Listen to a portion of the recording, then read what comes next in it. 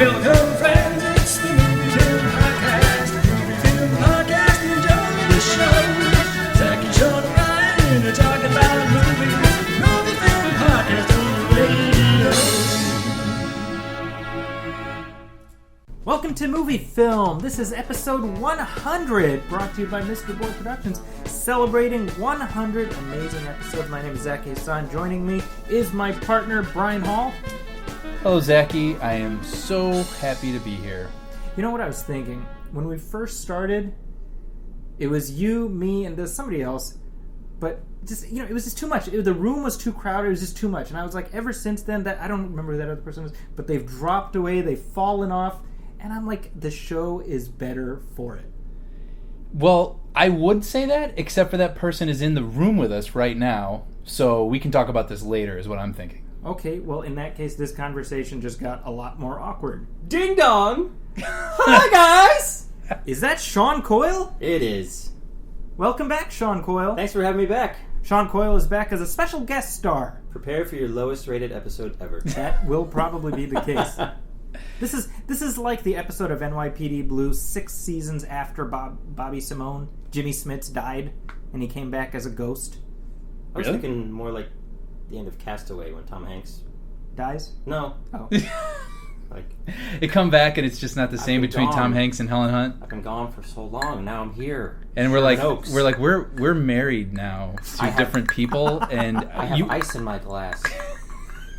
Yeah, I realized there And I've wasn't lost ice. you guys all over There again. wasn't ice where you were, and it's great that you can have ice now in your glass. And I'm sure you sleep on the ground, and you know, but you'll get used to mattresses again. And Yeah. I'm happy to be here. Is the point. yeah, Now, this show started 4 years ago. wow. 4 years ago. And we've only done 100 episodes. What's wrong with us? Yeah, we are extremely lazy. It's very true. I look at some of these other podcasts; they're cranking out like 3 episodes a week. Well, they have no lives. I was those about to people. say they don't know what the touch of a woman is like. So, Or or a they- man, if that. I mean, I was gonna say income. or it's probably an income. I'm sure they all A work source really of hard. income? I'm sure they all work really hard at what they do. that's probably true.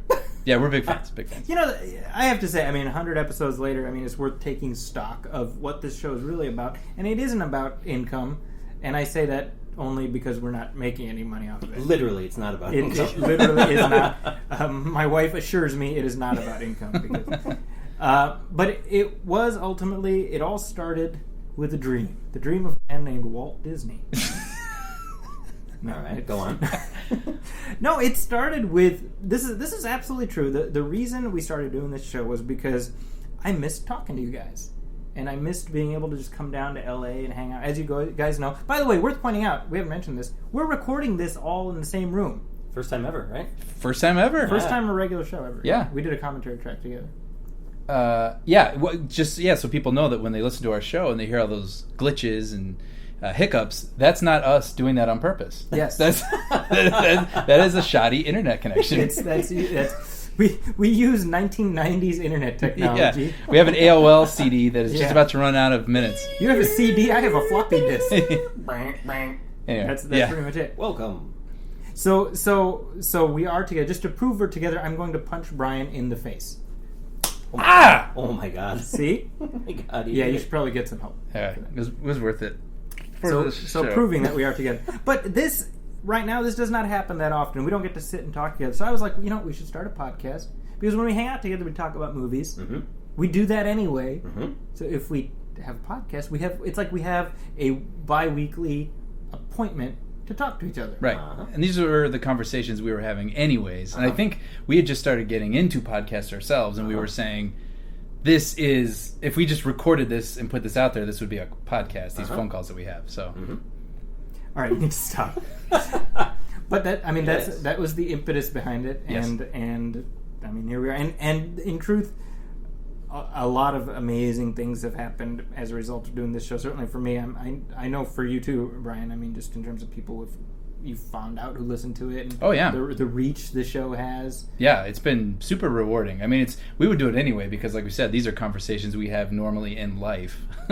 But now we have biweekly appointments to do it, and we hit record on a device. But Yeah. it's really, really been gratifying to get responses from people and make new friends through Facebook and Twitter and whatnot, people reaching out, and that there's been a response has been really great. I just want to congratulate you both before you continue. I want to congratulate you both on continuing this for so long and doing such a solid job with this, and then Zaki's Nostalgia Theater podcast.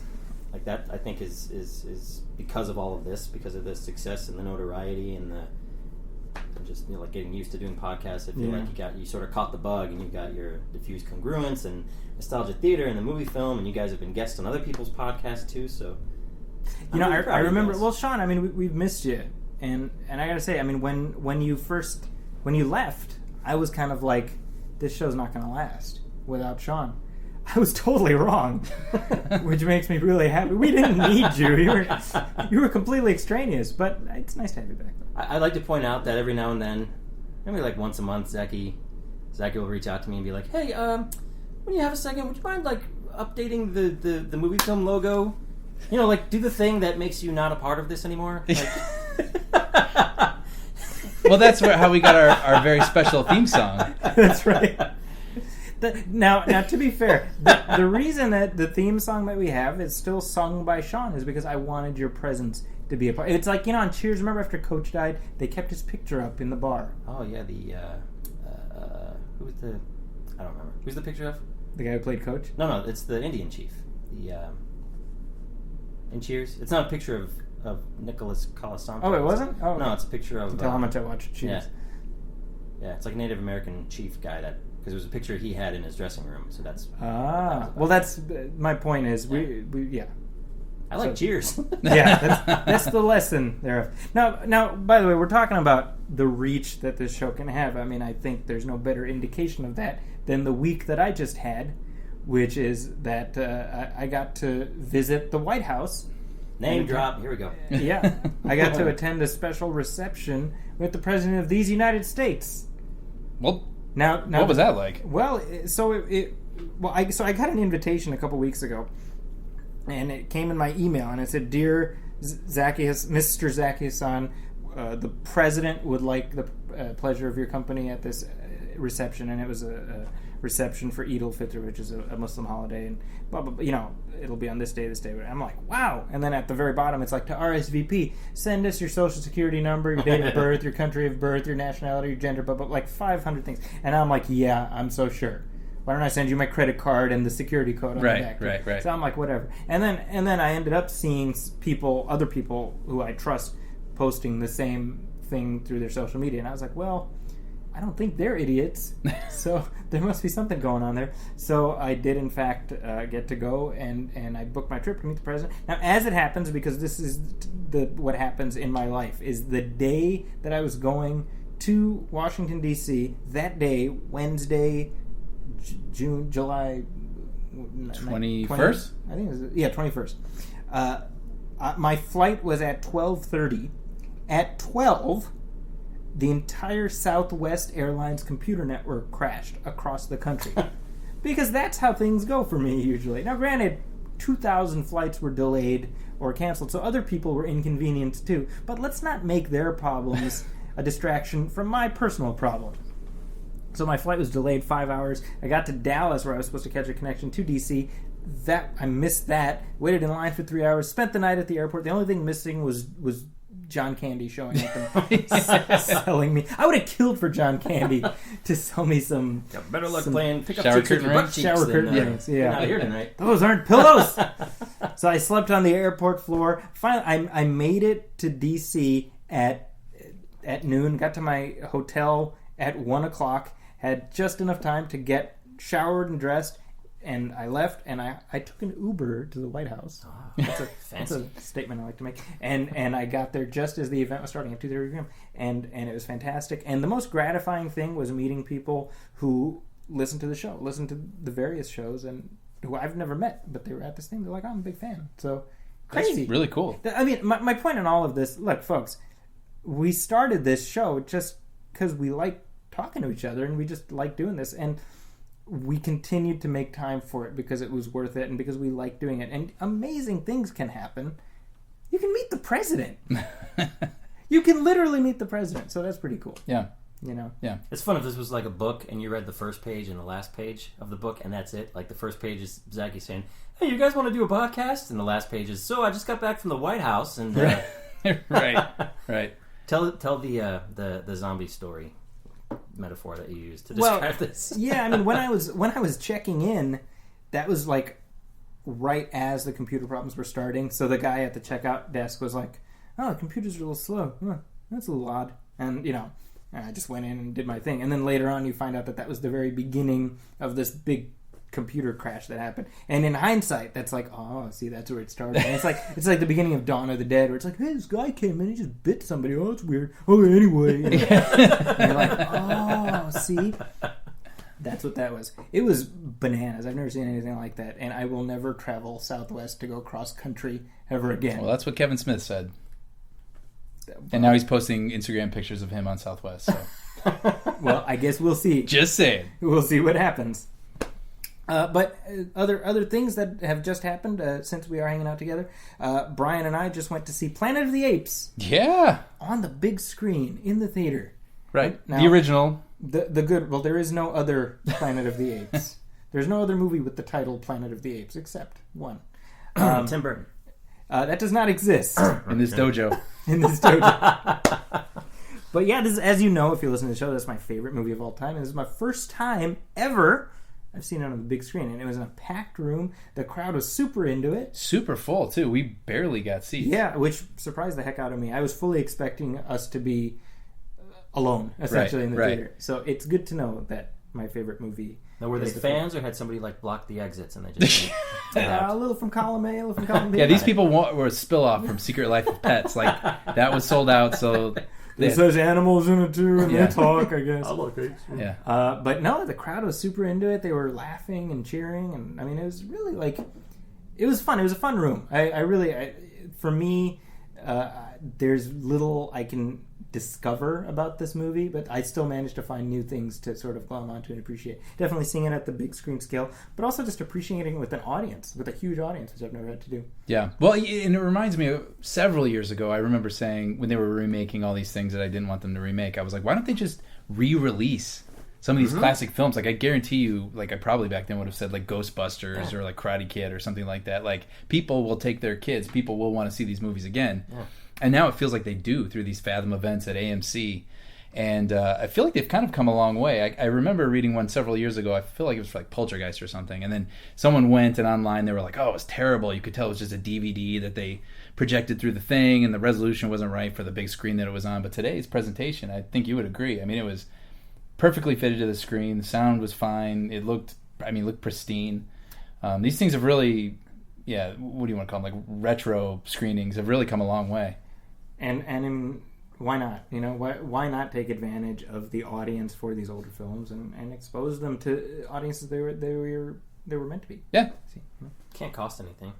For them, imagine it costs at the studio much of anything, So, Sean, obviously you have not been on the show for a little while. Fill the audience in. What have you been up to? I know you've got some big stuff going on. Well, let's see. Yeah, I mean, the long and short of it was I basically sort of had to bow out of the podcasting duties just because we had a second kid and I got this new job directing a show called The Awesomes for Hulu. So I had very, very, very little free time and very thin walls at my old house. So there was never a real good time that I could participate in this kind of stuff. Since then, I have recently been put in charge of a new animated series for Disney Junior. So that's that's basically it. It's been all work. It's been too much work and not enough time with you guys. Well, we're happy you could come back and join us on the show. Hopefully you feel like you're coming home. Yeah. Coming home to visit. This is like after you move out of your parents' house. But you come back for a weekend, not moving back in. This is like LeBron James returning back to Cleveland. Or you could compare yourself to LeBron play that James. song that everybody plays. I'm coming home. Yeah. I'm coming home. We watch your special, The Decision. I've decided with to bated breath. My talents back to the MovieFilm Podcast. Yeah. Well, we're glad to have you. And of course, you are welcome always. It's an open door whenever you want to come. Thanks very much. So, Brian, we got any headlines to discuss this week? I'm sure we do. I'm not the one with the laptop open. Dynamite drop in, Brian. Yeah. You're dead weight, Brian. Well, this has been, of course, the weekend of San Diego Comic-Con. Yes. And the great thing about sort of San Diego Comic-Con existing in the internet age is that you don't have to go there to be aware of everything that's going on. And, you know, we talk about this every year, but I'm continuously befuddled by people who wait like 72 hours in line. Literally sleeping on a sidewalk for like they will over get there a day. Wednesday morning to see a Saturday morning panel. Yeah. And it's, you know, I mean, hey, if that's, people get thrills out of different things. And I in some ways I sort of get it because I remember anticipating things and being excited about stuff. But like we were saying, the moment those things are debuted in Hall H, which is where they show all the biggest movie announcements, those things go straight to the internet. And you're far too forgiving. To me, this is like, it's like buying something for like $700 because you need it right away, and then 7 days later it's like $300, or 10 minutes later. Because it's on the internet, literally 10 minutes later. But if that happens, you're not like, well, it was a great experience getting it before. But you're just like, no, I wasted $300 that I didn't need it, right? So that, to me, it's like you wasted 3 days of your life. You know, I will stick up for these people a little bit. No, I will not. I'm not saying I would ever do it because it's to each their own, but there's an adventure element to it, I think, where they get to like sleep out and rough it, and then they get in this room with like hundreds of like-minded people, and they get to experience this thing at the same time, and there's the thrill of the announcement happening over these PA speakers and these big screens, and everyone's screaming at the same time. Like, again, hey, it's not for me, and I know it's not for you two either, but I appreciate their passion because that's, I mean, it's the fandom that sort of drives this business to begin with. So, like, for sure, I appreciate that people like that exist and go through such great lengths to prove like what a big fan they are. But it's kind of like, I think you said this once before, it's kind of like vegans. It's like we've advanced to the point where like we don't have to eat just dirt. Well, I didn't even need to do anything with Brian has out douchebagged me in this conversation. It's just like, I get it, but come on. That's kind of the reaction. I get it. Brian tried to get away with being reasonable, Brian, but Sean wouldn't let him. All right. Well, here's the thing too, though. No, Brian's shooting me a glance that says, "Move on, God help us move on." No. It used to be where, say, like the Batman v Superman footage would debut, and you would see some crappy phone footage that would go up on YouTube that would get taken down, and then you'd have to follow. It used to be like 2 years ago. 2 years ago, yeah. But now, this year, every single thing, it seems. Yeah, because the studios are smartening up and realizing that it's going to get out whether they want it or not, so might as well have a good version and not a crappy, guerrilla-style handycam version. Which makes sense. Yeah. What thrills you, by the way? What thrills me? Mm-hmm. Every sunrise. Okay, fresh glass of... That's enough out of you. What thrills you, Rick? Taking in fresh air through my nostrils. By an ocean. Pipe down, rub-a-dub. Meeting the president thrills me. Yeah, nice. Ice in my glass. See, this is why we can't record in the same room. It's true. We get nothing done. All right. Anyway, Hall H, Comic-Con excitement. Did they show something there? They showed a bunch of trailers for a bunch of new upcoming stuff. But before we get to the San Diego Comic-Con trailers, I feel like we have to take our medicine before we can have our pudding. Okay. So what do we put the medicine in the pudding? We'll mash it up into a powder. Well, I would assume what that would taste like is kind of what it was like to watch this first trailer. Oh, I'm talking about. Sure. Triple X. You are still the not master the kind of the of segues. Thank you. I love it. Not the kind of Triple X you want when you hear the word Triple X. No, this is Triple X. And Vin Diesel? Yes. Wait. What? Never mind. Triple X3. Oh, is it called Triple X3? Oh, I didn't even think about that. I think it's just Triple X. The return of Xander Cage. And that statement exists as if it means something. Because you demanded it. Which is so hilarious to me. Because I can goddamn to you that everybody who saw that trailer had the exact same reaction. Who? Yeah. It was stupid. So Triple X was intended, 10, 15 years ago? Intended? Or well, it was intended to be the extreme answer to James Bond. In 2002. 2002. Yeah. In 2002. And this movie was audacious enough to kill off James Bond in its opening 10 minutes. That's right. I remember that, yeah. Which is hilarious. Yeah. And then this extreme sports person is like set out to save the world extremely. Now, bear in mind, I mean, the chronology here is that Vin Diesel in 2001 comes out with The Fast and the Furious, back when we needed definite articles entitled right. The Fast and the Furious, and it made Vin Diesel a huge star. And then when it came time to do the sequel, he was like, I'm not going to do an impression. I'm not going to do the sequel. I'm doing this instead. Remember that? Right. And it was Rob Cohen. Yes. So Rob Cohen. Sequel. I ain't gonna do no sequel, Zaki. Is that John Wayne? But anyway, so Rob Cohen did The Fast and the Furious, Vin Diesel starred in, and then they moved over into XXX. And this was there was a lot of hype.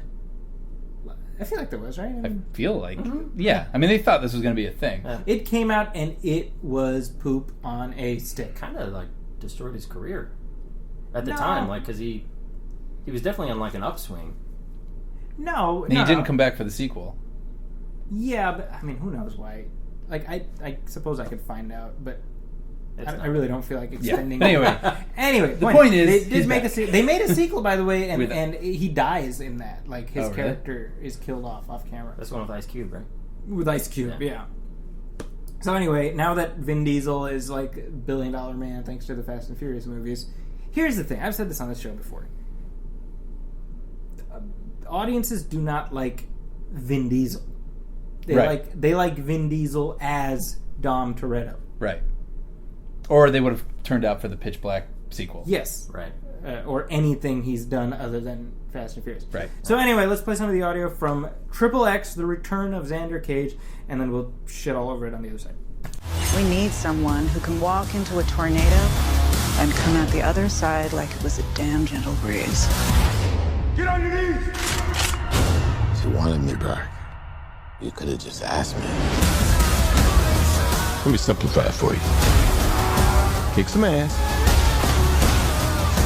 and try to look dope while you're doing it. Okay, Sean, you are the guest for this episode. Now, I was sitting next to you as this trailer unspooled, and you had no idea what it was. So I was not watching the trailer, I was watching your reaction, and I sort of, it was like a time-lapse footage of like the guy's face melting off at the end of Raiders of the Lost Ark as you were watching. Yeah, it's no secret to you guys. I mean, I don't get out to the movies much. I've turned into that guy where I unless it's like the big event movies, like an Avengers kind of thing, or Star Wars or something like that.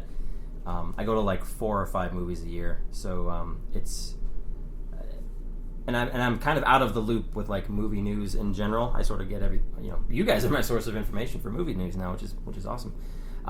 So yeah, we're watching Star Trek, and this trailer comes on, and it's this dude on skis like parkouring through a rainforest or something, and off of trucks, and it was like so bizarrely kind of stupid that I didn't know if it was like a real thing. You know, sometimes like before the movie they have those things that look like movie trailers that are like the silence your phone kind of things, and I thought it was something like that because it was so bad. And then there's Sam Jackson, so this is like a real thing. And then like there's the shot of the muscular bald guy in the tank top and camera swooping around him, and then it all slowly started to come into place. They're like, wait, no. Yeah, basically. Well, see, I kind of wondered. I assume that XXX, the character, listens to like rap metal. You know what I mean? Which is probably like made sense back then. But now I wonder, does he still listen to this rap metal stuff? And then like all the people around him are like, dude, you know what I mean? Like the world has moved on from like the era that he's living in. Remember that South Park episode where they reveal how Family Guy is made, and it's like the manatees just like picking the balls with like words. So I feel like some, like people were just in a room just picking random words out of hats, like skis, jungle, like parkour. Thinking of extreme situations for him to be in. Yeah. But yeah, I mean, the best line in the whole trailer for me came from Samuel L. Jackson, where he's like, we need you to kick ass and look dope doing it. I feel like before he said that, he was like, wait, give me my check. Yeah. He looked at it, folded it up, put it in his breast pocket, and then did the... Yeah. Because I feel like you drop a nickel, Sam Jackson shows up pretty much. It would appear that way. It feels that way. Yeah. Well, he wants to have the record for most on-screen roles, right? But Like he said that before. He wants which is kinda what he great. does everything. Which is great, but he's in a position where he doesn't have to do every horrible movie that shows around. I don't think he cares. Yeah. I guess. Yeah. I mean, I'm gonna take the Brian way out here. Like this movie, I'm glad that there are people that might be excited for it, but it's just not for me. I'm glad a crew got employed for a couple months. That's what Yes. I mean, you can't complain about Here's to the that. grips. If you are excited for this movie, you are a bad person. It needs to be said. You need to hear it. Tough love. We offer tough love on this show. I just don't know. Yeah, I don't. know I'm who the just audience baffled is that it for this one. confused. Yeah. If you're or that excited exists. for that movie and you're a regular listener to this show, stop listening to this show. We don't want you. We should I wish we had. You don't someone, deserve no, us. I wish we had someone who could go through all our episodes and cut all the times that Zaki has alienated the audience. That's Moving on. Now, speaking of Sam Jackson showing up whenever someone drops a dime, another movie Sam Jackson is in is Kong.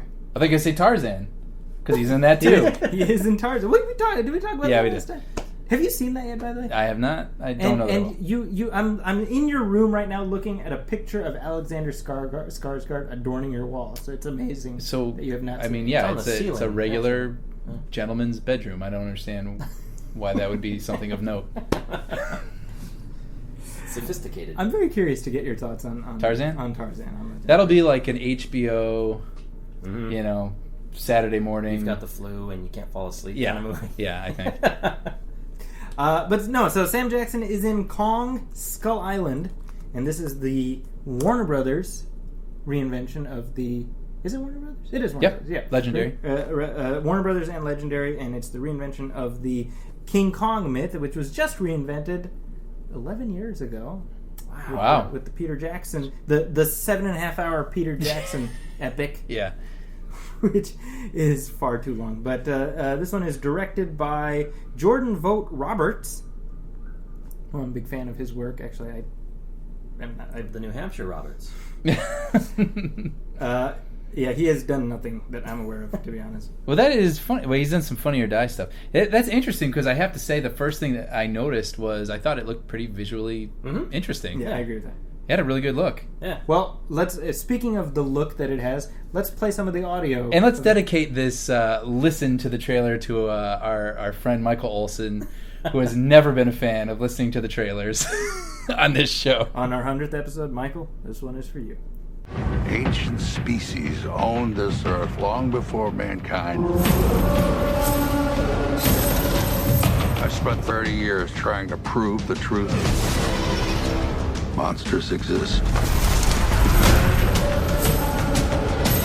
You don't go into someone's house unless you're picking a fight.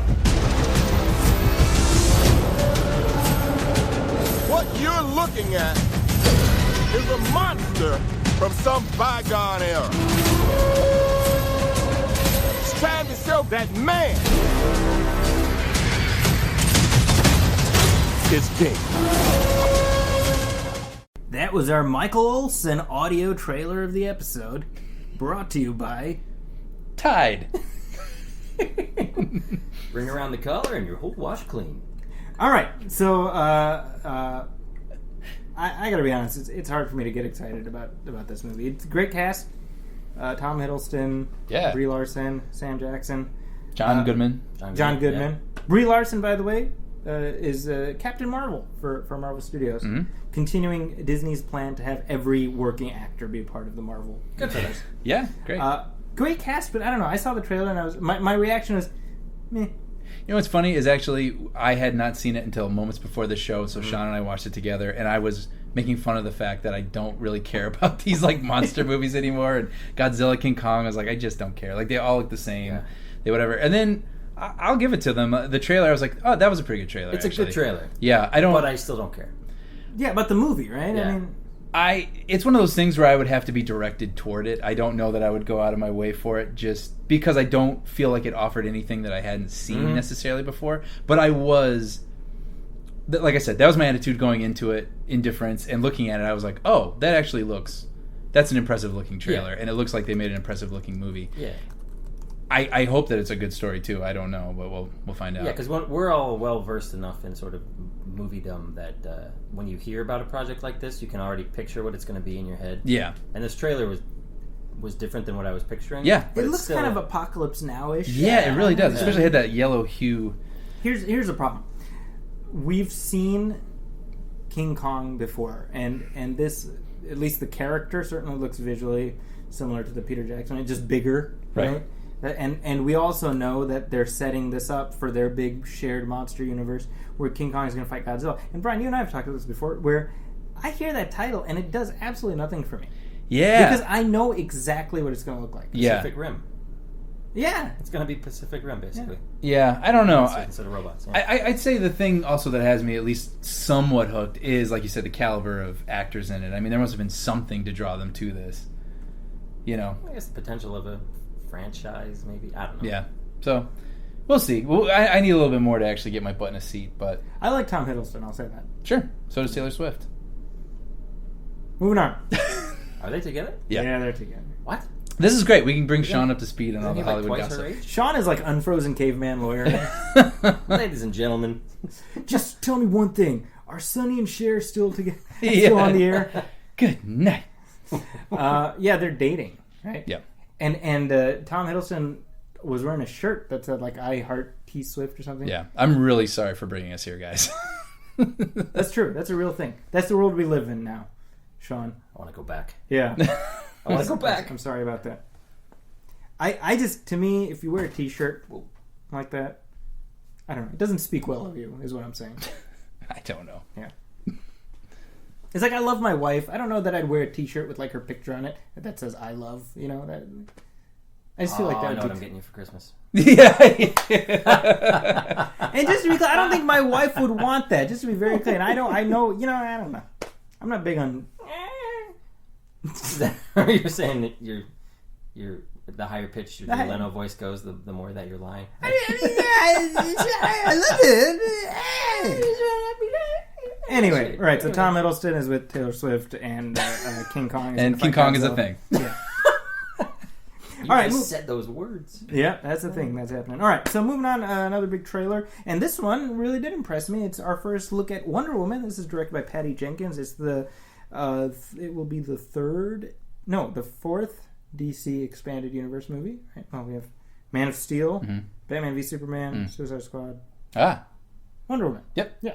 And this comes out next summer. Like I said, directed by Patty Jenkins, and it picks up on the tease that we got of Wonder Woman and Batman v Superman, and it fills in her backstory set during World War I. Let's play some of the audio from that. Have you never met a man before? I mean, what about your father? I had no father. I was brought to life by Zeus. Well, that's neat.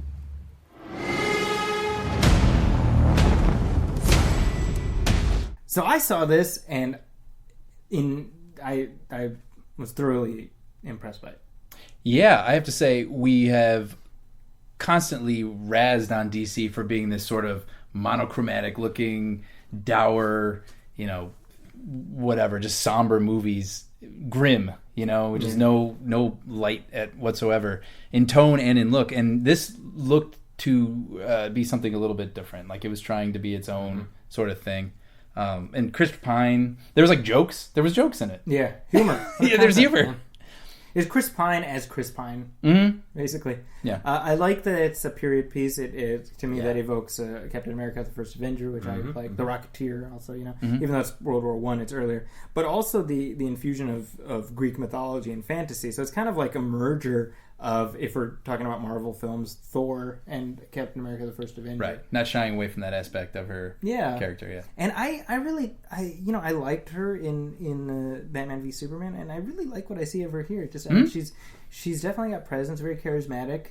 I would totally watch a movie of her, You just, the word, that was what I was thinking, presence. When she was announced, we were worried that she was a little too slight of a person. Like, would she be able to hold her ground with a sword and a shield? And it looks like, absolutely, yeah. The biggest, here's the thing, it's the colors really jumped out at me. You really see the bright blue and red. And it's funny because Zack Snyder gave this interview, and Zack Snyder's not directing this, but he's one of the producers. But I think this was in reference to Justice League. It's like, like, why does Wonder Woman have red in her uniform? Because it's the dried blood of all the people that she's killed over the centuries. And I read that quote, and I'm like, shut up. Never change Zack Snyder. Like, most people would be like, why is it red? Oh, because it's red. But yeah, right. Only Zack Snyder finds an explanation that involves mass murder.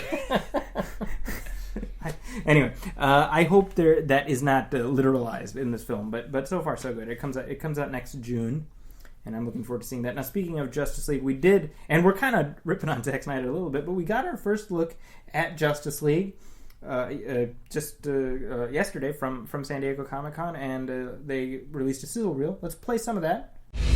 Barry Allen, Bruce Wayne. You said that like it explains why there's a total stranger sitting in the dark in my second favorite chair. He said he'll fight with us? More or less. More or more less?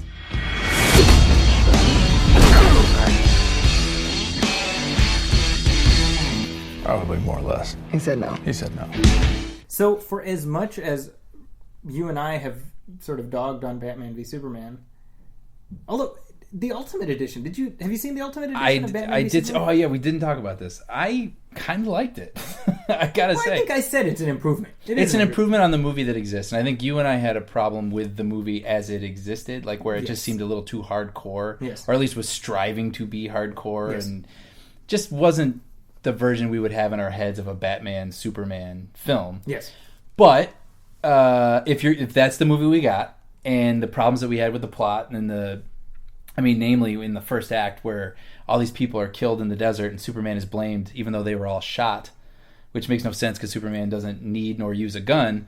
All those sorts of things are answered with the deleted scenes that have been added back into the film. And there's 30 extra minutes added into the film. And I thought not only did it patch up those sorts of plot holes, but it also added...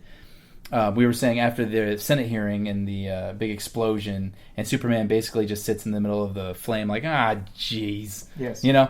And then that's all we see of that. Now we get a moment of him helping people out of the rubble. Yes. And which is, it does so much for you to understand. I love how that's where the bar is. We're like, hey, there's some footage in this film of Superman helping people. Oh, well, that's nice. I thought it really did make a big difference. It was 3 hours long, and I didn't mind watching it again, to be honest. It's a better version of the movie that we got. What I think, Brian, you and I had this when we were discussing this earlier. My only point was they added stuff when they also should have cut stuff out. Like things like Lex Luthor feeding an old man Jolly Ranchers. Yeah. That's something that should not exist on screen. Yeah, still not understanding that one. Granny's peach tea is still a thing. Yeah. Tell the audience you're kicked in the balls analogy. Well, I said this. I'm just going to tee you up. Well, I said this in our last episode that I think when you get kicked in the crotch, and this person who did it hands you an ice pack, you're appreciative of the ice pack, but I think your preference would be to just not have been kicked in the balls. And that's Zaki Hassan on Batman v Superman Ultimate Edition. Now, anyway, so my point with all of this is, at the very least, Ultimate Edition or regular edition, Batman v Superman, very polarizing film. Yeah, still, I'm sure. Even still. And so Justice League had some work cut out for it, especially since it's made by Zack Snyder, who, same guy. So I think the exact conversation you and I had was the biggest hurdle of Justice League is we already know what that movie's going to be. Mm-hmm. Right? I think that's exactly what we said. Right. So they released a sizzle reel for Justice League yesterday. So my question to you is, has at least what's in the sizzle reel confounded your expectations? I think it didn't make me, dramatically change my opinion on everything. But at the same time, it did look like it wasn't going to be more of the same. Sure. Right? Like, it still looks a little darker and a little harder. But at the same time, we were talking about this, the moment with Bruce Wayne recruiting the Flash, mm-hmm. right? Like, it was this lighthearted moment. The Flash seems like somewhat of a lighthearted character. We said it seemed somewhat reminiscent of the Iron Man recruits Spider-Man scene in Civil War. But that isn't something that's even close to anything that has existed so far. Right. A moment like that where, this kid saying, like, I want to join the team. Yeah, I could use some friends. Like, yeah. Just that alone, I felt, made it feel like, okay, this is going to have different sort of interactions and potential. So, I mean, that was my take. What'd you say? I think that it's leaning very heavily on Ben Affleck's Batman. And yes. Luckily, Ben Affleck's Batman is one of the few things that audiences can agree on. Yeah, pretty much unanimously. And whether as Batman or Bruce Wayne, I mean, people really liked him. So I think that's smart. I think the whole the notion of pulling the team together, I mean, we'll see how that plays, but I think Jason Momoa looks great. And I've said this from the very beginning. I was super supportive of him being cast. It looks exactly as great as I would have hoped. Cyborg looks fine. I mean, I am, having seen this sizzle reel, I'm far more excited about this movie than I was, a week ago. Excited meaning interested or optimistic? Yeah, maybe excited is the wrong word. Optimistic. Optimistic is a good word. What do you think, Sean? Well, I still haven't seen Batman v Superman, BVS. It involves Batman fighting Superman. But I do remember how the internet nearly imploded when they announced that Ben Affleck was going to be Batman, and how everybody was just saying that was the worst thing that could ever possibly happen. What I've seen, I thought he looked pretty cool. Like, the costume looks cool. I think his demeanor looks cool. The Batman voice seems spot on. And then seeing this Justice League trailer, I as sort of like an outsider looking in, like, it feels like if it's Warner Brothers telling Zack Snyder what to do, or if it's, just like if he decided to do it himself, like, you sort of feel like they're taking people's criticisms of Man of Steel to heart, where, like, a little bit at a time, like, the universe is just lightening up a little bit and getting, like, inserting a little bit more hope and a little bit more humor and a little bit more color. And what I saw, I mean, like, you can't help but not compare these to what Marvel's doing. That came out wrong. You can't help but, you can't not whatever. Okay. I mean, you have to. This will be Sean's last show for a while. You have to compare to what Marvel's doing. Like, you can't. That's the funny part. Is that you? First of all, DC movie fanboys are literally the worst. I am exhausted from dealing with them because no logic penetrates any portion of their melons. Well, explain. What are you talking about? Think of the company as a whole, though. They, like, reset their universe every couple of years, and they rewrite their history every couple of years. I'm not talking about the comics. I'm saying, like, they're a product of their environment, No, but the comes from upbringing. The parents are probably idiots too. the fans of, except for the DC listeners, guys. What is wrong with you guys? I love you guys. I'm legitimately trying to explain my point. The arduous fanboys who now we're talking. What's the DC extended universe up to now? It's literally 2 movies. That's all it is. Right now, you're telling me that Man of Steel and Batman v Superman together are these pieces of cinematic perfection that cannot be questioned? Of course not. Right. I'm a fan of Man of Steel, and I'm the first to say, it has its problems, but right. I have encountered people online people took my negative review of Batman v Superman very just to heart, and just sending me emails going, folks, stop it. Just stop it. It's ridiculous. You're defending a terrible, terrible movie. It's fine if you love it.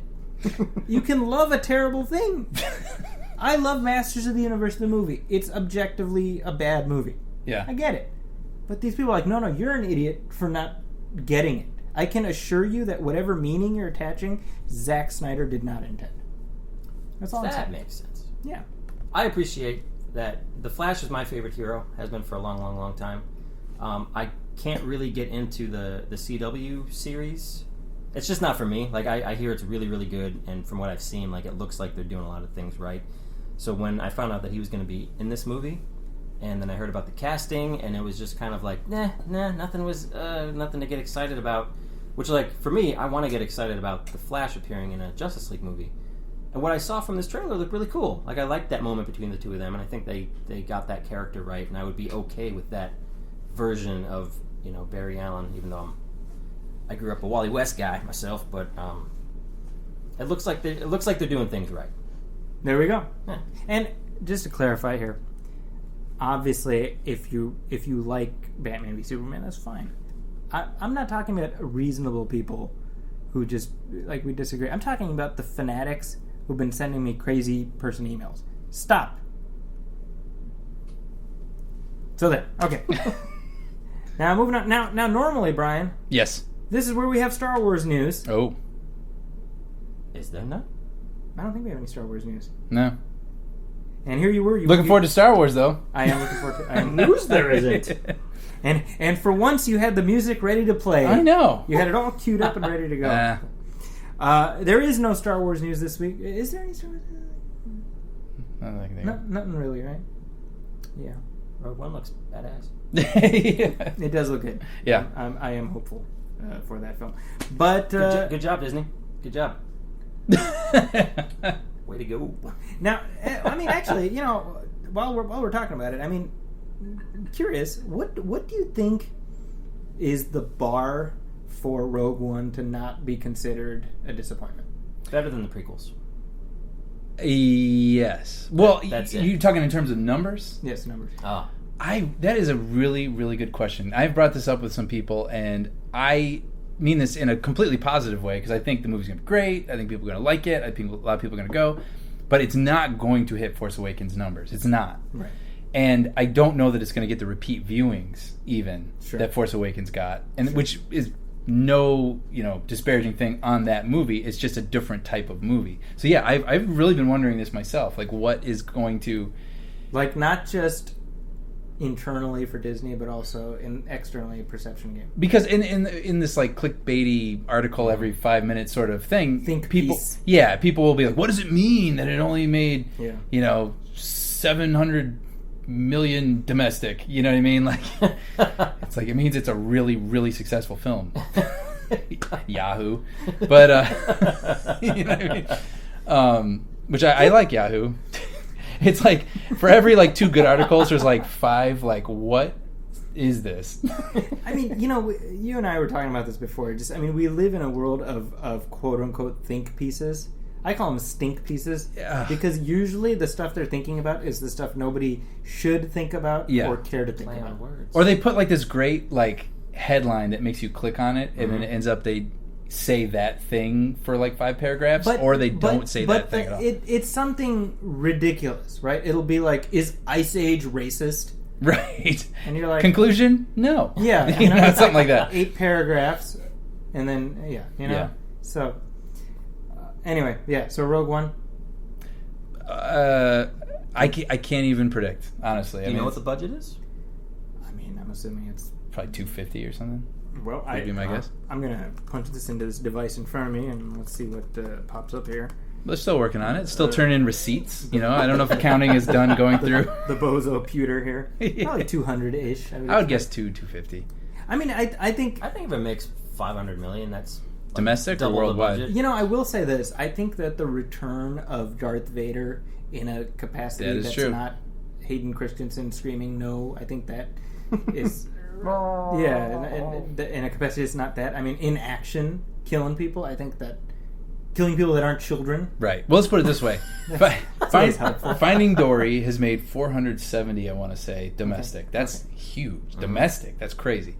So I think 500 million is an easy bar for Rogue One to me. Yes, I would agree, and that is a feat currently for a movie to do. So I think it's going to make very overly impressive numbers.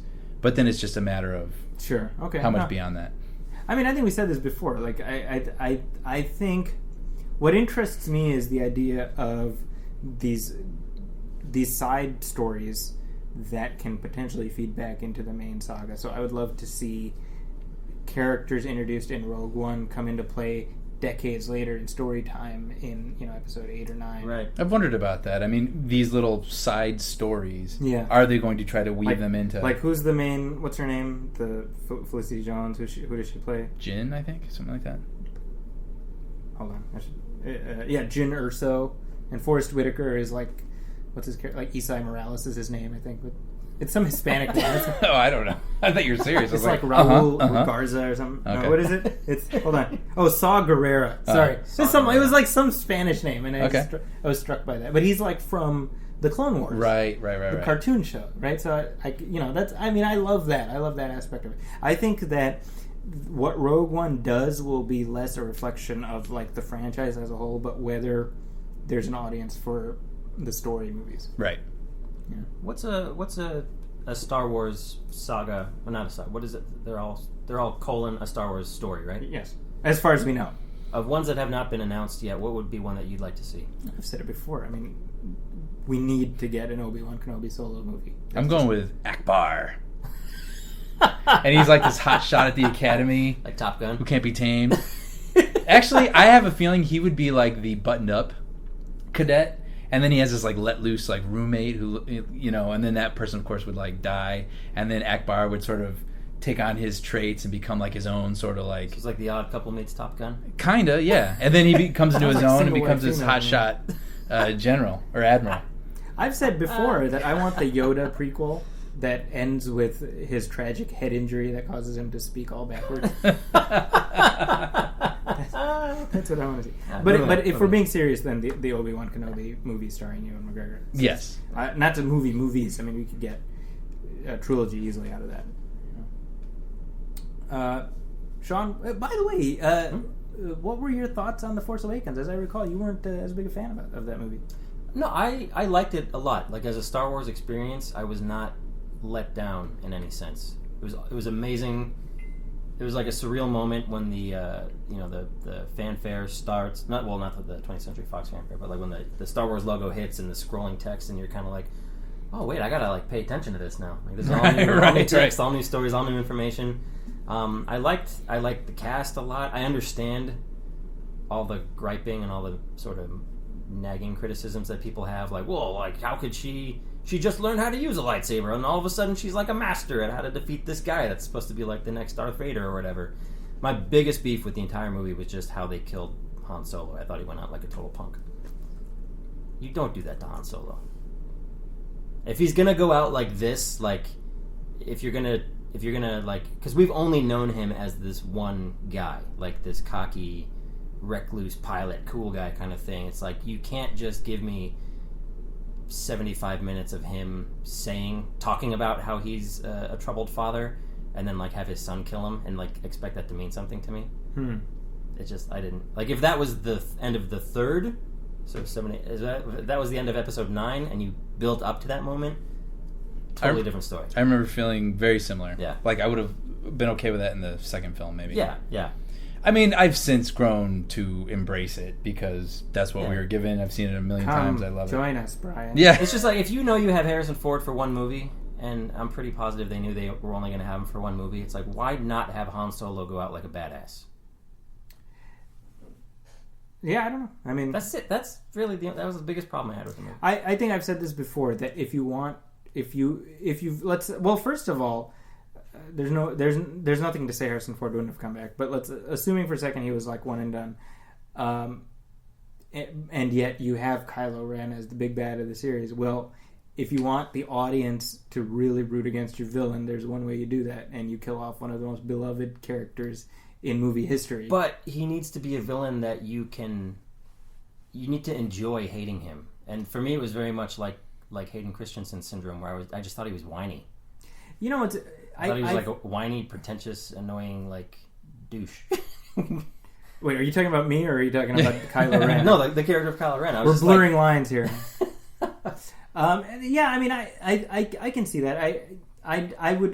Honestly, I think my feelings on that specifically echo my feelings in general, which is The Force Awakens, which I enjoyed. My estimation of that film will either grow or decrease based on how the trilogy turns out. Because so much. I mean, so in other words, if Kylo Ren's arc is a satisfying one ultimately, and I have no idea how it'll end. My personal feeling is he should not be redeemed, and I hope that's not what they're maneuvering towards.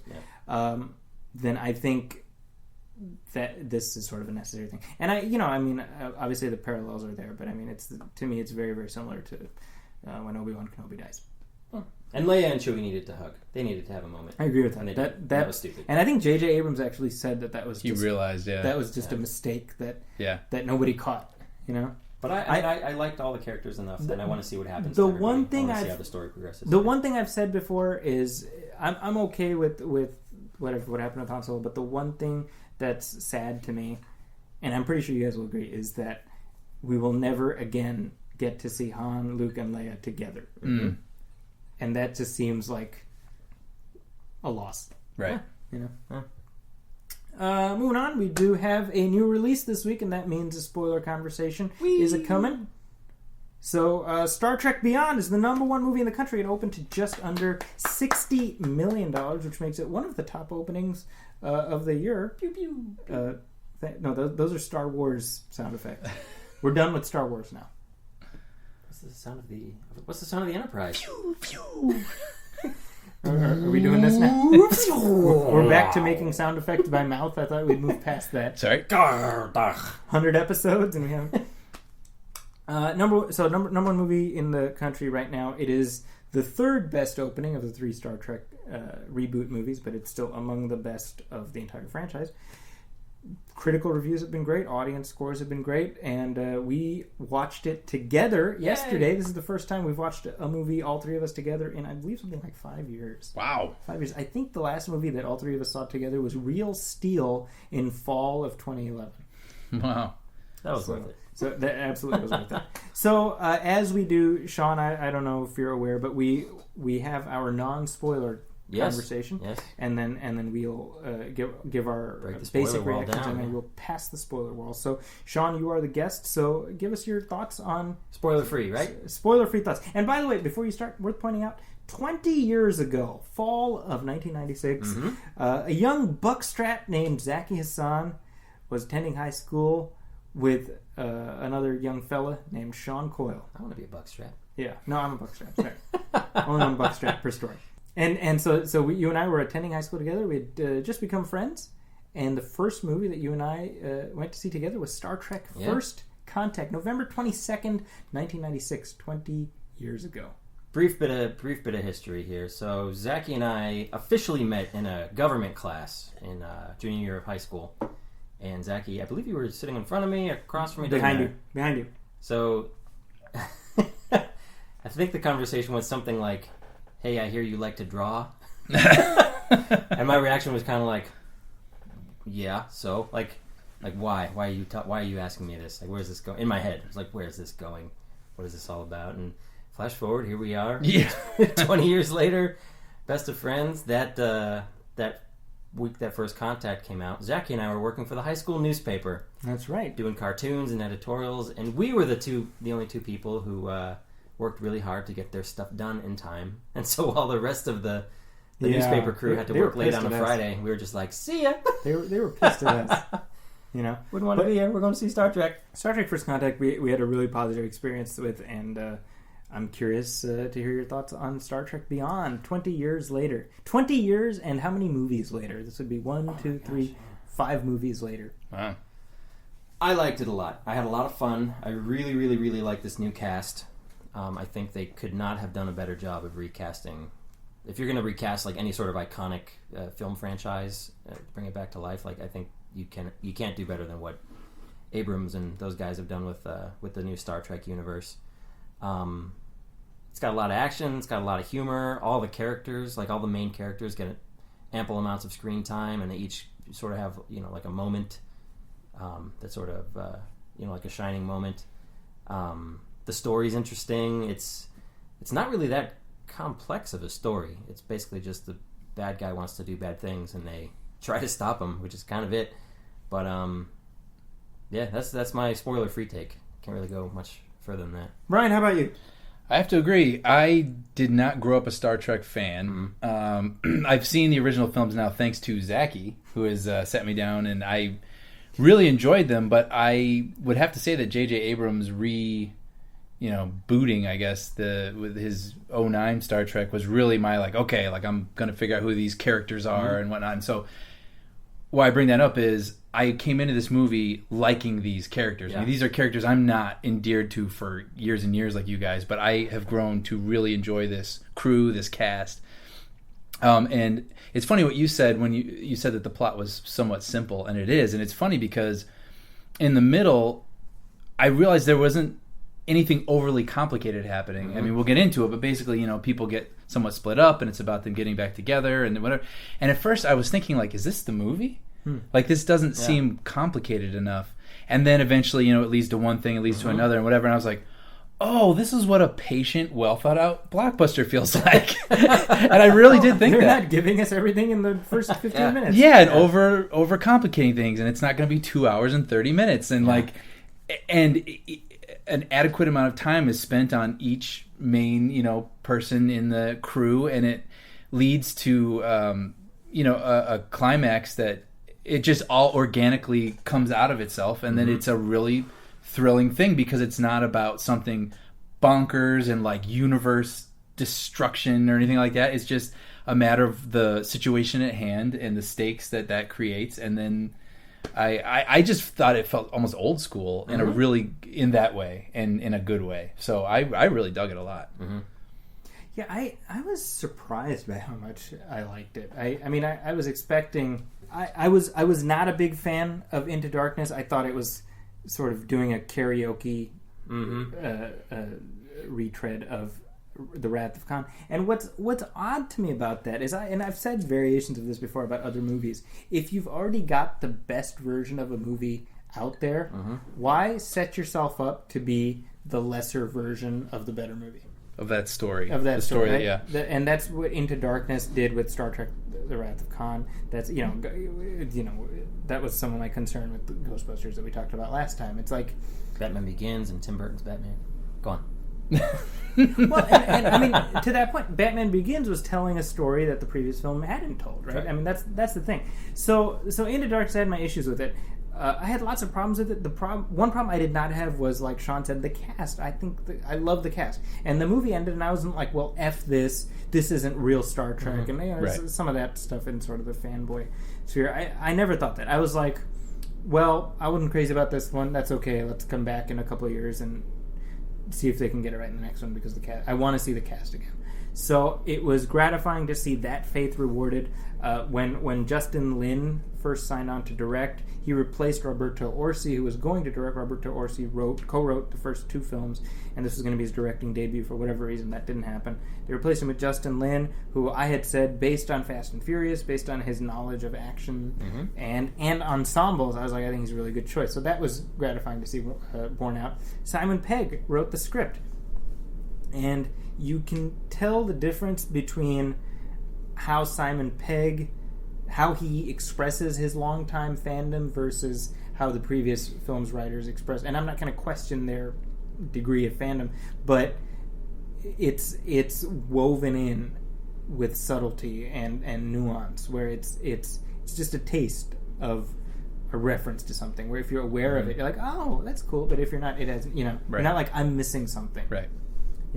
And so I really enjoyed that, and I love the fact that this is what the previous film should have been. It's an adventure of the Starship Enterprise out in space, dealing with aliens, doing shit out there. That was, by the way, the original narration. That was space 5-year mission, doing shit out there. That was the rejected narration. This is my favorite of the new three. To me, I put it about par with the first one. Yes. But this is truest to the spirit of the original series. In fact, I would go so far as to say it's the truest of all of the Star Trek feature films to the spirit of the original show. I feel like in this one, I feel like you could watch this movie with like just sort of a moderate familiarity with Star Trek and who these characters are. I don't think you would have needed to see the J.J. Abrams one or Into Darkness to enjoy this movie. I think that's fair. I certainly feel like Into Darkness has zero bearing on this movie. Oh, yeah. Like, you could skip right to... Like, I would recommend watching the first one because I think it's a good movie. Yeah. But if you were to go straight from that to this one, you don't miss a damn thing. And that's what's so frustrating about the previous one. I don't want this to become a relitigation of that. But it was an utterly inconsequential story. It changed everything, it changed nothing. And that's really infuriating. Let's talk spoilers about this. Let's do it. Brian, let's pass the spoiler Break the wall down. Spoilers. So, in terms of spoilers, I mean, just to start things off, I obviously Sean, you mentioned the villain and him being kind of a simplistic character, and I agree with that. I think this is the problem with Star Trek movies in general, is that they tend to have not particularly memorable villains, notwithstanding Ricardo Montalban. I do think that the twist around his origin was an interesting one. I really enjoyed that a lot, actually. Yeah. Did you see it coming? No. I noticed that he had this whole weird ability to absorb life energy from other people, and I noticed that his face was changing. But I the first time it happened, I thought I was missing something. I thought it was just an alien. Yeah, Sure. yeah. So then, as it changed more and more and more, and then eventually was revealed to be, the twist where Uhura sees that video and sees that he is actually a past captain, right? Yeah, yeah. I thought that was really interesting. So yeah, I like that a lot. And that I was talking about how you have all these like little references to the show. I mean, that's a trope from the original series. Is you have like ex Starfleet captain who's been lost, and it turns out he's on some planet and he's gone crazy. Villain. Oh, interesting. So that's a trope from the show. And when we talk, this is the 50th anniversary Star Trek movie. Right. So this is it's 50 years since the original series premiered, and I love all little ways it encompasses the totality of it. And this is a character who in the timeline of the film is from the era of Captain Archer and the Enterprise and the ship that's an Enterprise NX class. It's very similar, and even references I fought in the Xindi War, and I love stuff like I'm so glad I picked up on little that. like nerdy stuff like that. And the Xindi, Brian, are a villain that was introduced in the third season of Enterprise, which is a prequel show set 100 years before Kirk's time. And so I like little things like that, which, again, it's not like you needed to know that. No. But it's just a little piece of texture that adds to this idea that this exists as part of a continuum. Right. And, we see that a little bit in the beginning where Kirk is dealing with these little midget alien things, and they rip his tunic. And he's like, I ripped my shirt again. And, again, if you watch the show, that's just a thing that happens with Shatner's Kirk, is like his collar is torn, and there's like that's like how many times does Kirk's tunic get torn? That's like funny. Little stuff, Yeah, I really liked that. You mentioned it feeling kind of smaller scale. I think the climax on this Yorktown station, I like that. I love that. The third act. I love the third act of this movie. It was visually very interesting. How often have I ever said that? I love the third act of this movie. Certainly not much this summer. Yeah. Very rarely. I think we liked the third act of Captain America: Civil War. Yeah. And this. Yeah. It feels like. But it's always like some sort of overly convoluted thing, and there's a world-ending device, and like there's so much destruction and things going on that it's hard to keep track of who's what and where, and this was basically like, this bad guy's got a thing he's going to put in there, stop him.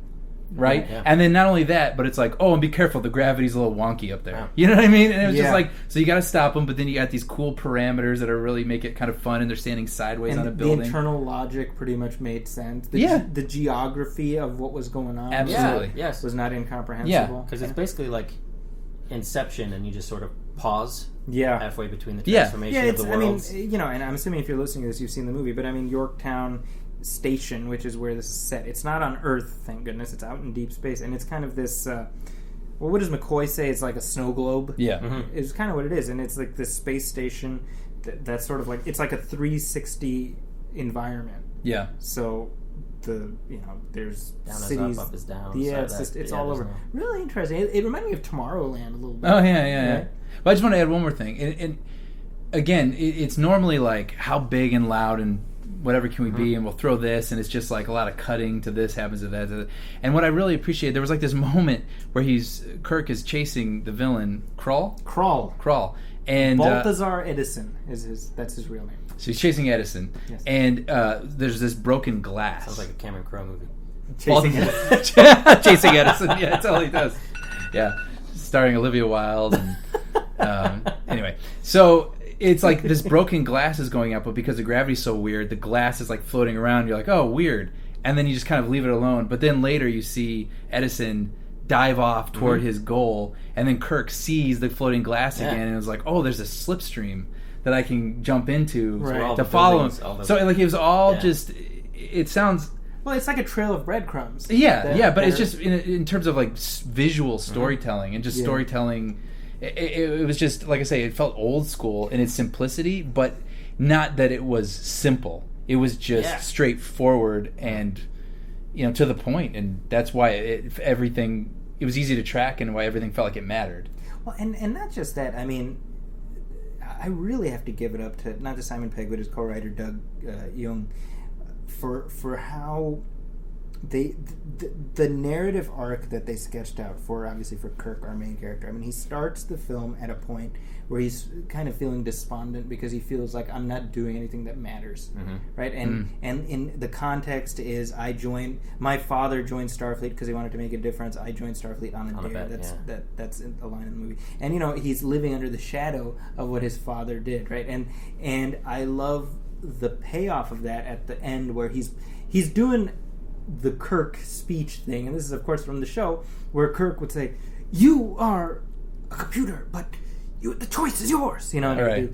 And he's doing the Kirk speechifying because but what does he say? He's like, I don't remember exactly what he says, but he's like, I'd rather die saving millions, saving live taking them or something. And it's like this. It's like a perfect full circle to that discussion from the beginning of the film, and I really really liked that.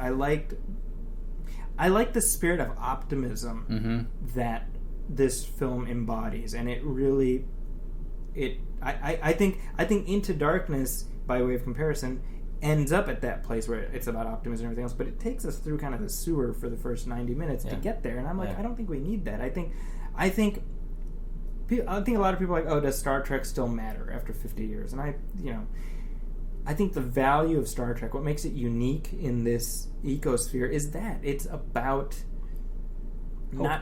It's about hope. It's about man's ability to overcome his or her weaknesses and band together. And those are things that this film is about, right? I mean, the villain is someone who's saying, don't welcome diversity.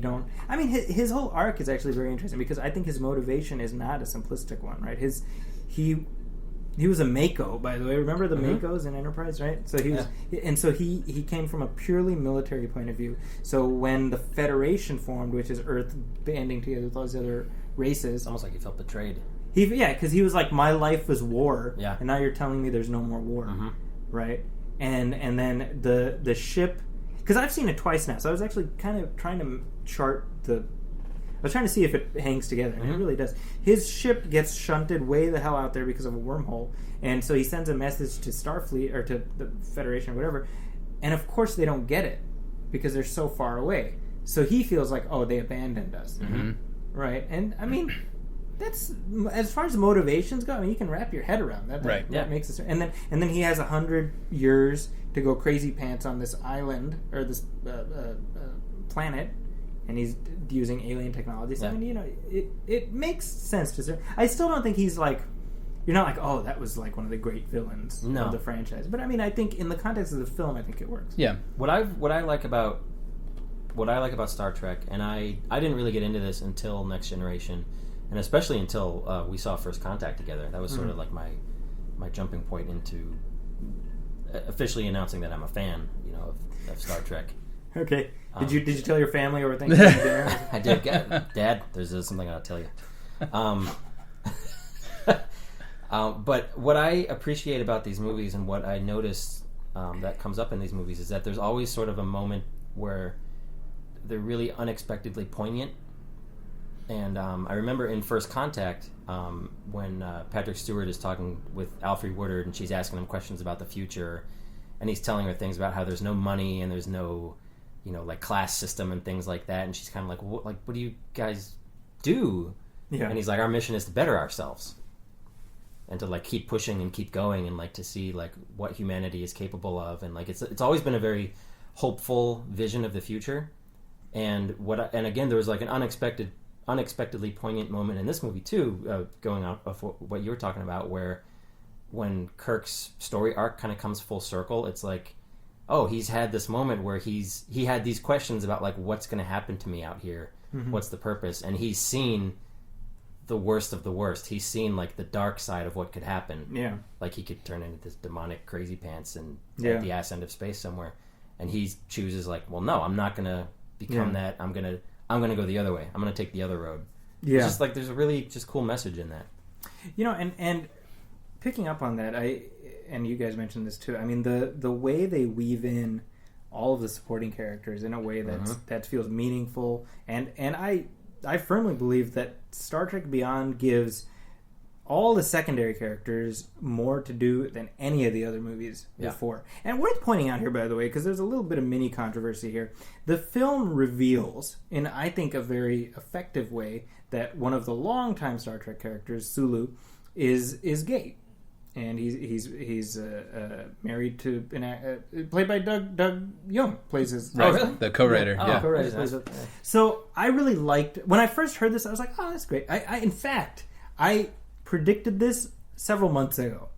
There was John Cho, who plays Sulu, gave an interview, and he was talking about Star Trek Beyond. He said, "Oh, we're gonna you're gonna find out that Sulu has a daughter in this, and you're gonna find out some other stuff about him."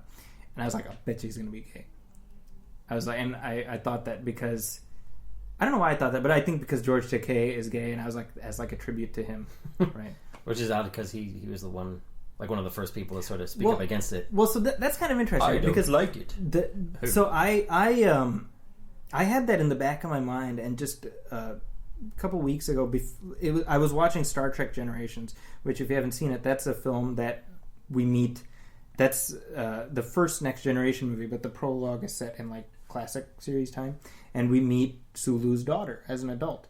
And I was in the back of my mind, I was like, this thought that Sulu's going to be gay in the new movie, and Kirk tells Chekhov, he's like, when did Sulu find time to start a family? Same exact moment. When did Sulu find time to start a family? And he's like, well, you met her before, and all that. But it was very interesting because he was like, when did Sulu get married? It was when did it sidesteps. It fits, yeah. It totally fits, right? And this is the thing, right? So like Sean mentioned, George Takei, who is of course openly gay, he was actually disappointed in the revelation that per these new films Sulu is gay, and his whole thing was like, well I didn't play Sulu as gay. And this is, I have all the respect in the world for George Takei, but here's the thing, okay? I think in George Takei's mind, he truly thought Star Trek was the adventures of Sulu. Because he seems to think that it matters how he played Sulu. And here's my point. If you string together every piece of footage Sulu has ever been in, TV series, movies, cartoon show, and put them together into one episode, it'll be about 13 minutes and 30 seconds. Well, I'm sure it didn't feel that way to him. Well, for the past 40 years or whatever. Pretty amazing George Takei impression. Well, thank you very much. It's so good, right? But this is my point. In his mind, and I want to give a shout out to my friend Glenn Greenberg here, who a longtime friend of mine who's actually just a guest on my Nostalgia Theater show. So he wrote a comic book series. Back in the 90s, Marvel had the Star Trek license. So he wrote a series called Star Trek Untold Voyages. Okay, and this was a series that filled the gaps between Star Trek, the motion picture, the first movie, and Star Trek II, The Wrath of Khan. Because in story time, it's about 10 years. So this is like a 6-issue miniseries that filled those gaps. So one of the issues of this series was this first time that Sulu takes command of the Enterprise. And if you follow, in the last film, he becomes Captain Sulu, right? So Glenn was like, oh, this will be a cool story to tell. So Glenn is at like a comic convention. He worked with Marvel at the time, and he sees that George Takei is there doing a signing. And so he gets in line to meet him, and he goes up to George Takei, and he says, I'm writing a comic right now. I work for Marvel. I'm writing a comic series right now. That's the first time that Sulu becomes captain of the ship. And George Takei says, oh, you're writing a story about Captain Sulu? And Glenn says, well, no, it's set in the past. He's like still lieutenant or commander then. And this is Glenn. I'm taking his story, but Glenn says, George Takei responds. He says, well, I am a captain now. Not Sulu is a captain. I am. And so Glenn says, well, no, I mean, this is before he becomes a captain. And George Takei says, well, why would anyone want to read that? Which, again, to me, I have all the respect in the world for George Takei. Not really, I don't know him. But it's like you're supposed to say that.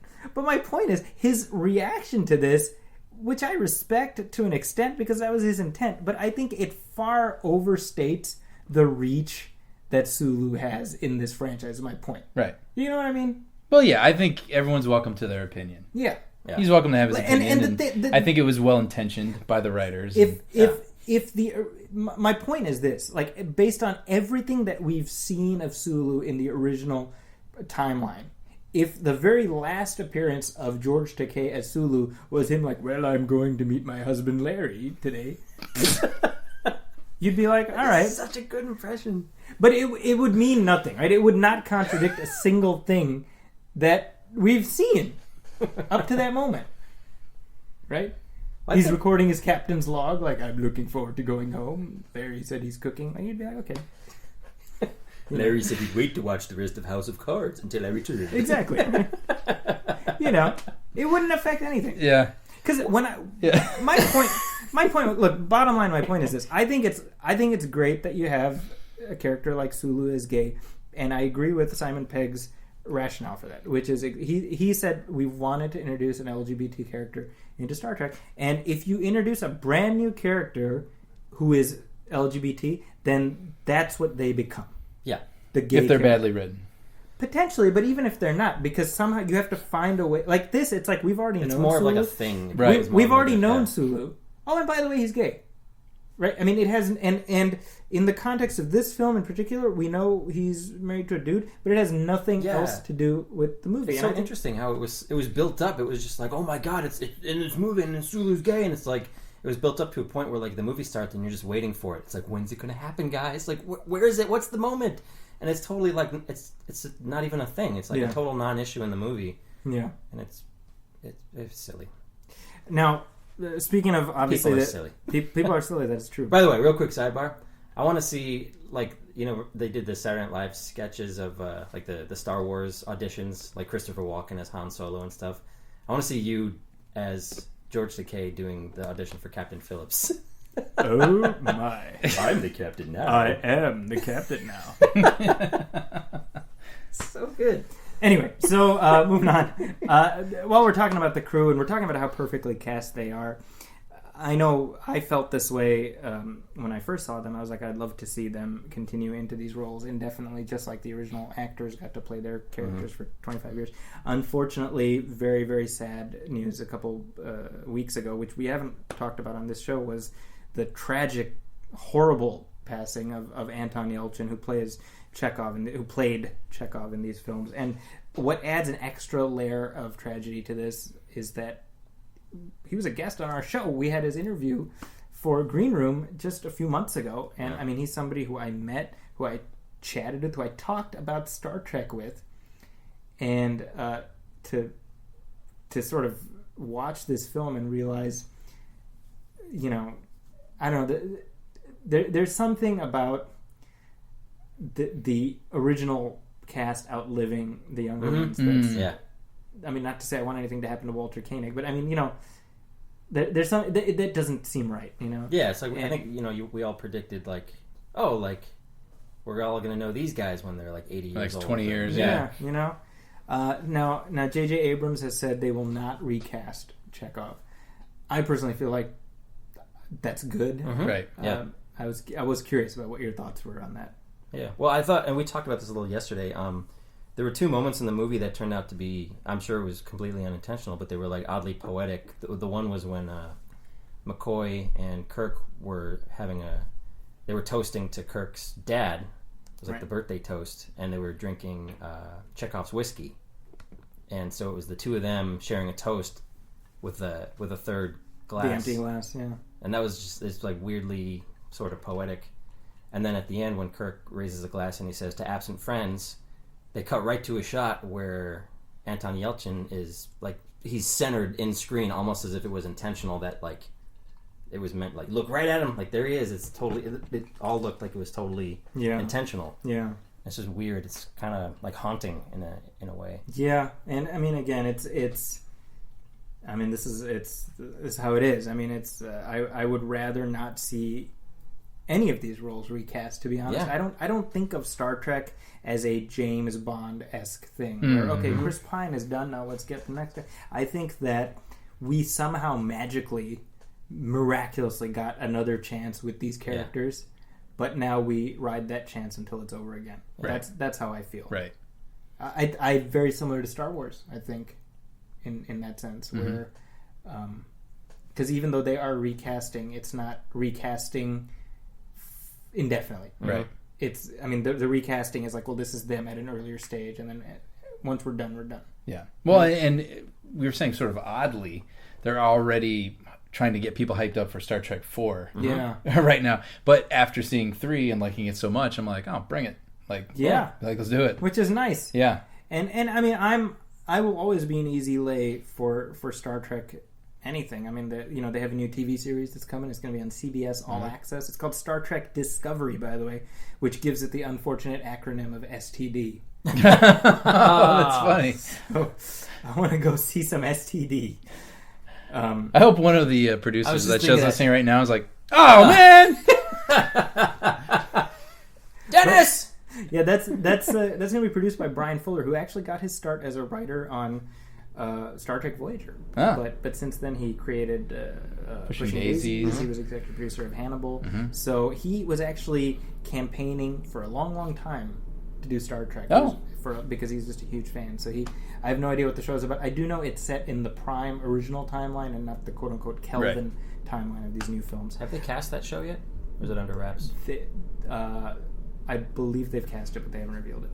Yeah, they just revealed the title yesterday, so they're ladling it out very slowly. Now, speaking of the Prime timeline, one of the most poignant moments in this film for me was, and I'm assuming for you guys too, was learning the final fate of the original Spock. And this allowed for what I thought was a perfect, poignant tribute to Leonard Nimoy, who passed away beginning of 2015. I think that the fact that Leonard Nimoy is a real organic part of these films made the tribute to him feel perfectly a part of it. And I don't know, I think that Zachary Quinto's Spock is a fan of Spock the way we all are. You know, so the fact that we have a new Spock shedding tears for the original Spock, and we have that terrific moment where his effects among them is a promotional picture of the original crew, and then the little homage to the original music. We hear the music. That moment, and this is going to take us off the rails a little bit, but so I think Brian and I talked about one time. We both saw the movie Frequency with our dads. Yeah, and it's we both had the same kind of reaction. We didn't see it at the same time, but like we both saw it with our dads and had the same kind of experience. Where like when that movie was over, we were both kind of like, I love you, Dad. When that moment in the movie, because I think part of it is because like Star Trek has always been like part of the foundation of my friendship with Zaki. This is all going to sound super cheesy, but screw y'all. When that moment happened in the movie, I reached over and just kind of nudged. That's because Sean knows me so well. I was just kind of like, love you, man. Yeah.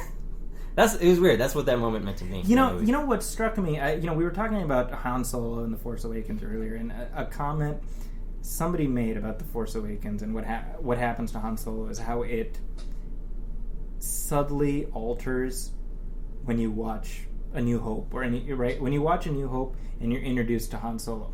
I'm Han Solo, Captain of the Millennium Falcon. Oh my. Coach Takei as Han Solo. I'm Captain. What happens when you watch that now is there's a little part of you you're like, I know how his story ends, right? And and I was thinking about how, and it's terrible. Well, I mean, it is or it isn't. That's not the point, right? But like, we have now the full story of the original Spock, and there's we know how Kirk died, we know how Spock died, and I was thinking about that. I was like, it's sad, obviously, because we love Leonard Nimoy, but I mean, there's something to that. Like, there's that 50-year history that even this film, a reboot, right, encompasses. Like, you know what I mean? Right. I think that's amazing. What other precedent is there? Like, because James Bond has been around 50 years, but it's not a continuous 50 years. Right. Arc. Yeah. Right. Like, that's something that I really appreciated. It's a 50-year arc for this character. For Spock, you know. So the idea, and you know, obviously, the reason that the film did it is because Leonard Nimoy passed away. But it's the 50th anniversary film, and it says goodbye to the character who probably more than anyone else we associate with Star Trek. You know? Yeah. By the way, there's a film coming out directed by Adam Nimoy, Leonard Nimoy's son, called For the Love of Spock. And it's a documentary about Leonard Nimoy's life. And it looks fantastic. I saw the trailer for it. I know somebody who went to the premiere, not a Star Trek fan by any means, but walked away from it that was super interesting. Really? Fascinating story. Yeah, well, and I think, when you talk about the first reboot film, I think for many people, his presence in it is what gave it the credibility to do what it did. You know, and I always say that. Like in the first film, we have when we first meet Nimoy Spock, he sees Chris Pine and he says Jim Kirk, right? And so we're like, oh well, Spock knows who he like. Right. Oh, well, if he's Kirk to Spock, then he's obviously Kirk. You know. Yeah. So a lot of emotions. I think for me, the seeing that picture, it was that sense of like, that's an era that's gone forever, and that made me sad. You know? Yeah. But it made me happy to see. But it lives on in this, exactly current. You know, how many Star Trek movies with this cast would be sufficient for you? You know, I'd like to see them at least match the original crew and do 6 at least. Yeah. But the truth of it is, they're young enough that if they're game to do it, and they seem to like each other, which is helpful because all the original films, everyone hated William Shatner, right? Right? That's the here. Everybody seems to like each other.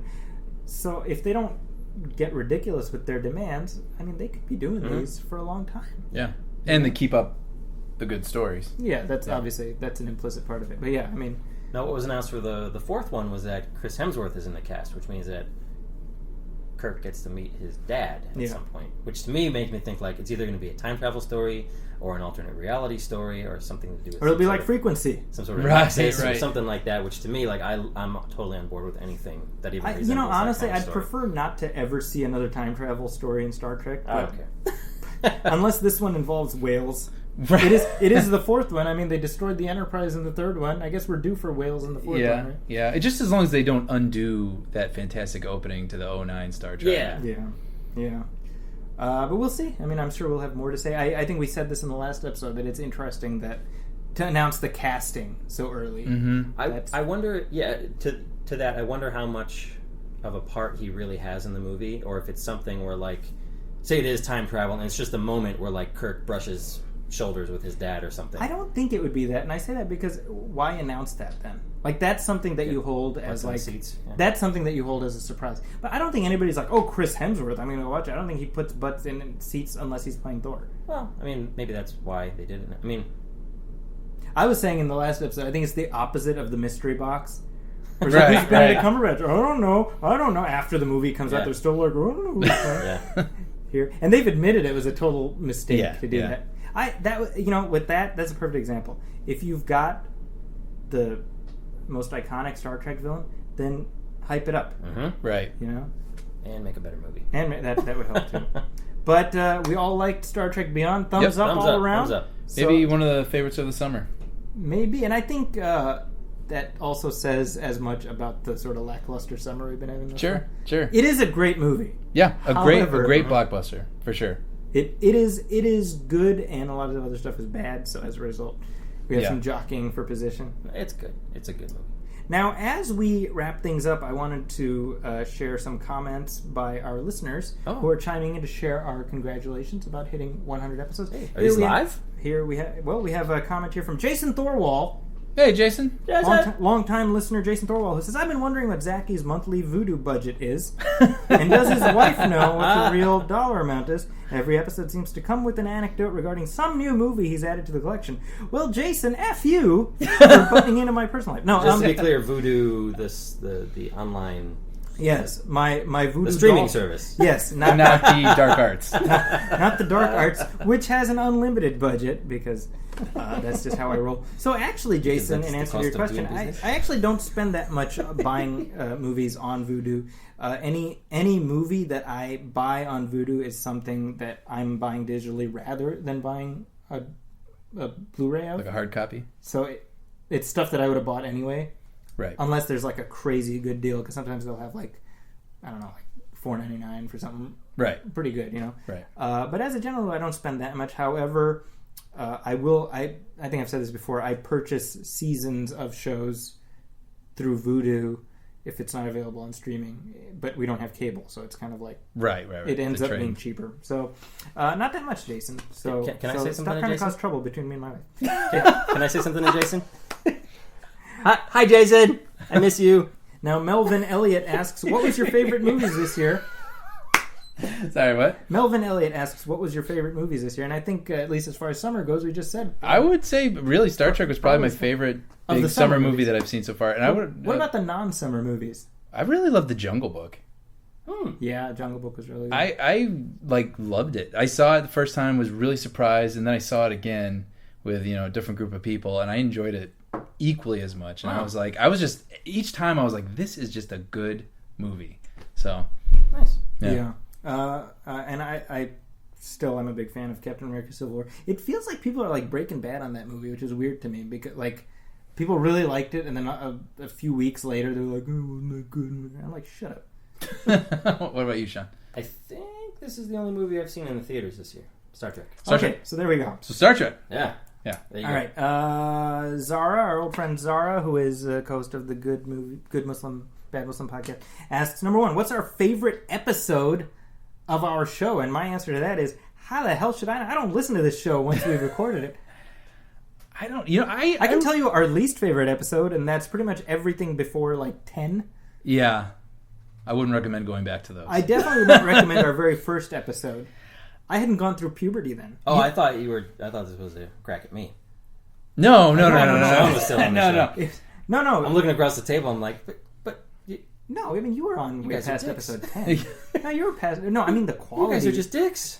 So little bit of backstory here. Maybe this is like inside baseball behind the curtain. But for the first handful of episodes, we were dealing with all kinds of technical nightmares because we decided to start a podcast without having any awareness of what goes into it. Now, fortune favors the bold, and I don't regret that, but there's a lot of learning on the fly. And I know one episode, I was up literally all night editing it together, and it's because my computer was not the computer I have now, and I was editing on there, so just the buffer time as it was rendering was ridiculous, and like we had different channels of audio, and I remember posting it on my site, and some guy who I don't know, I should find out who that person is, was literally like, I like your site, so I checked out your podcast, I made it about 7 minutes in, and I stopped.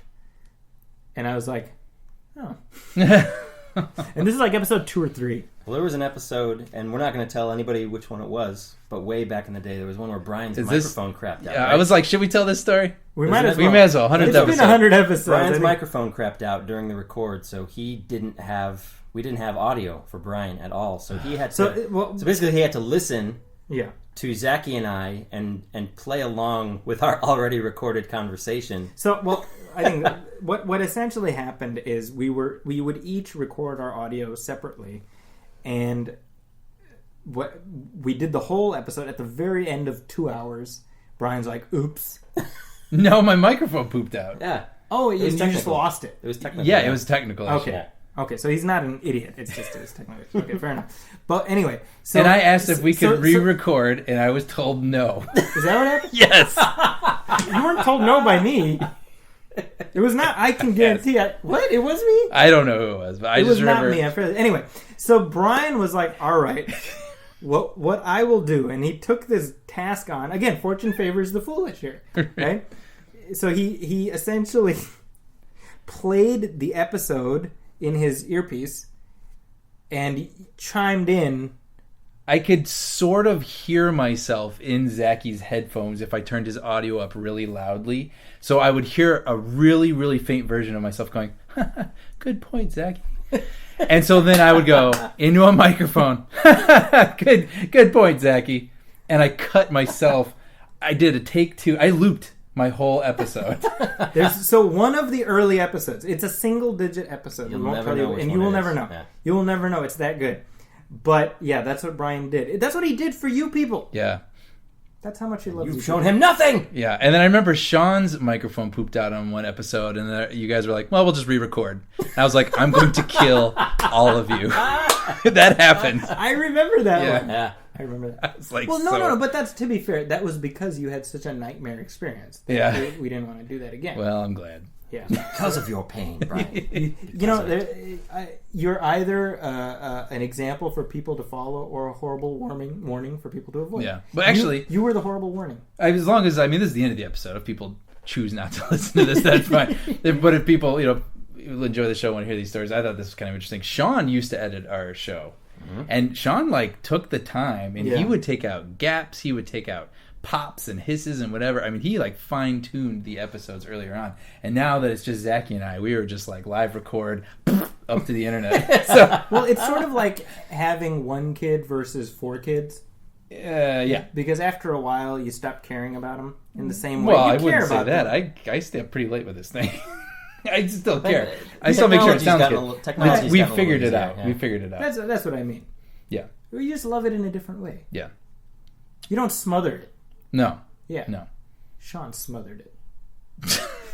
You don't even know. Sean worked really... and I think, honestly, that's the reason you stopped doing the show. You were like, I'm spending hours and hours of my life. I'm neglecting my family. That's not it at all.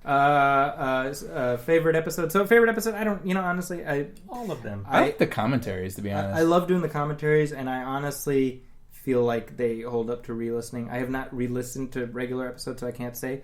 But every episode is my favorite because I get to hang out with my best friend or friends and chat about movies, which I love doing anyway. So that's the whole point of this. And Zara also asked if you could riff track one film, it would be. And by riff track, does she mean a commentary? I'm assuming. Do what?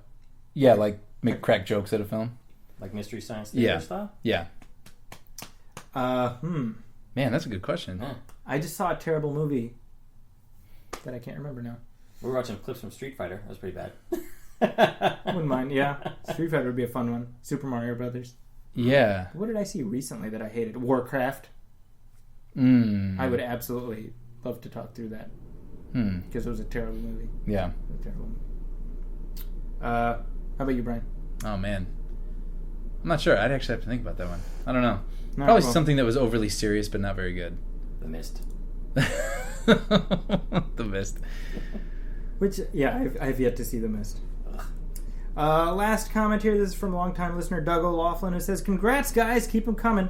And Doug has, of course, been with us from, if not the very start, pretty darn close to it. And I know I can speak for both Brian and myself in saying how much we appreciate Doug not only listening to the show, but spreading the word to his customers at his comic store, the Comic Cave, in Oregon. Is it in Oregon? I can't remember the city. Oh, I'm sorry, Doug. It's in Oregon, folks. I like you too, Doug. Yeah, Sean likes you too. It's true. All right, so as we wrap things up on our 100th episode of the Movie Film Podcast, first of all, these episodes just flew by, and I have, I don't see any end in sight as far as I'm concerned. If the next 100 are as fun to do as this past ones, then let's boldly go. Just to encapsulate the theme of this episode. Just keep going. Yeah. Say the whole thing. No, that's all I got. But Brian, Sean, what do you want to hype up for the audience while you're here? Well, I have 0 social media presence, and I have a blog. Which will be changing soon. Yeah. And I have a blog that I have not updated since February, so... Okay, good. Have a great night, everybody. Well, Brian, what do you want to hype up? Well, I write for the Bob's Burgers comic book. You can check back issues, and then I have a new issue coming up maybe in September, I believe it is. So, till then, you can check out all the issues in between, written by very talented people who are all associated with the Bob's Burgers television show. And if you've read them already, reread them! Yeah.